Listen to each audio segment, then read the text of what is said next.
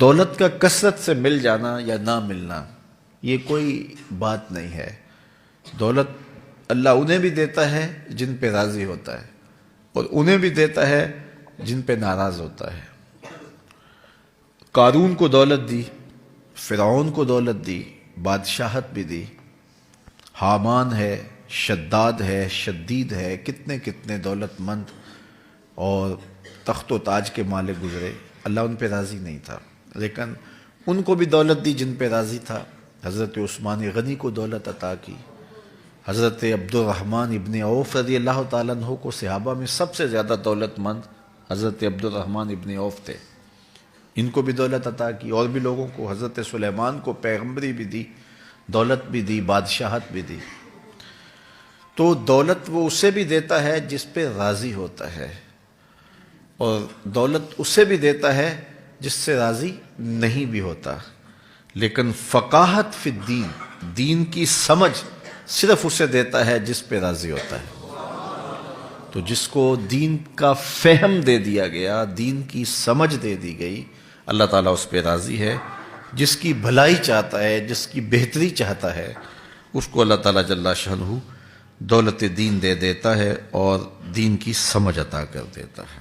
حضور علیہ السلام کا ایک اور فرمان سن لیجئے، جو ایسے راستے پہ چلا جس میں وہ علم کی تلاش کرتا تھا، جو علم طلب کرنے کے لیے کسی راہ کا مسافر ہوا، سہل اللہ لہ بہ طریقا الی الجنہ، تو وہ جنت کے راستے پہ چلا۔ جتنے قدم اٹھاتا ہے وہ جنت کی طرف قریب ہوتا چلا جاتا ہے۔ تو راہ علم کے سفر میں اللہ نے اتنی برکتیں رکھی ہیں۔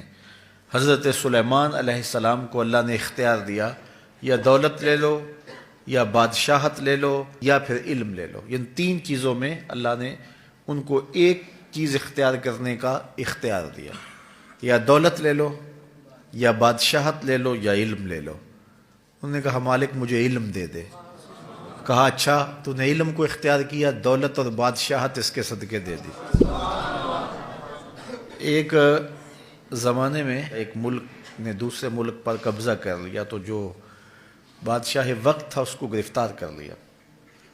تو جب گرفتار کر کے دربار میں لایا گیا تو وہ جو دوسرے ملک کا محکوم بادشاہ تھا وہ سامنے کھڑا ہے، تو اس نے اس کو کہا کہ میں بھی چونکہ بادشاہ ہوں اور تم بھی اس سلطنت کے شہنشاہ رہے ہو، تو میں تمہیں قتل نہیں کرتا، تمہیں معاف کرتا ہوں، اور اب اس ملک میں تمہیں کوئی عہدہ دینا چاہتا ہوں، اب تم بتاؤ تم کون سا عہدہ قبول کرو گے۔